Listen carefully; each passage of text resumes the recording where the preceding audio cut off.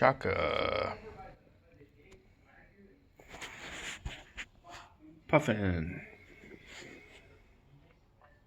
Puffin.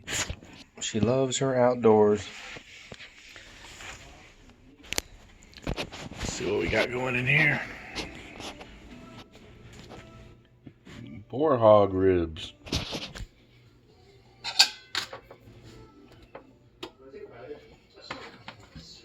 That's pretty tender. Tears apart pretty easy. We've got some grilling beans, bushes, bourbon and brown sugar. I did the boar hog ribs with Weber KC barbecue rub, and then topped it for the final finale with Sweet Baby Ray's. So I'm looking forward to trying that out.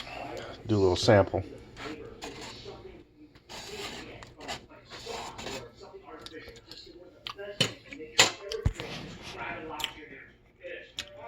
That's good stuff.